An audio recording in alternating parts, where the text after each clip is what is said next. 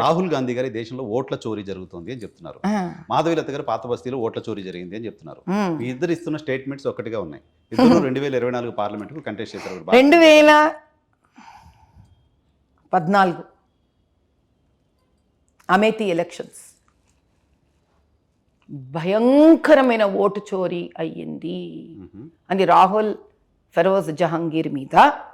సరే అప్పో మా పార్టీ స్త్రీమూర్తి స్మృతి ఇరానీ గారి పేరు నేను తీసుకోను, ఎందుకంటే ఇప్పుడు మా పార్టీ పేరు మేము తీసుకోవడం ఎందుకు, అంత అవసరమే లేదు మాకు.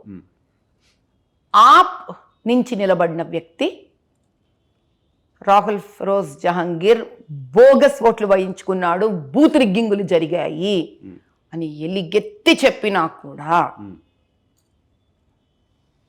ఈ దొంగ రాహుల్ ఫెరోజ్ జహంగీర్ దొంగ వేయించుకొని దొంగ ఓట్లు చేయించుకొని ఆ రోజు మరి నోరు మూసుకొని కూర్చొని ఉన్నాడు సౌండ్ చేయకుండా. సో ఇంతమంది జర్నలిస్ట్ ప్రపంచం ఏదైతే ఉందో ఫస్ట్ అమేథీ చరిత్రను చదివితే తెలుస్తుంది అసలు దొంగ ఓట్ల ఇతిహాసం ఎక్కడి నుంచి మొదలైందో. ఇప్పుడు కూడా ఉందా? Yes, I'm going to very soon come up with that. Okay, మామూలుగా రాను నేను. You are endorsing Rahul statement. I am saying that a thief is talking about theft. He is a victim now, it seems. ఏ ప్రదేశంలో victim? దొంగ ముందు చేసిన దొంగతనానికి జవాబు ఇవ్వమని చెప్పండి.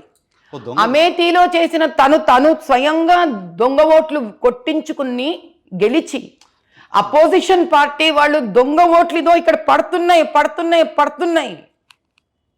అని చెప్తే కూడా 18 బూతులు అమేథీ ఇతిహాసంలో దొంగ ఓట్లను పట్టుకున్నారు కూడా కాంగ్రెస్కి. మళ్ళీ ఎలక్షన్స్ కూడా కండక్ట్ చేసిన రోజులు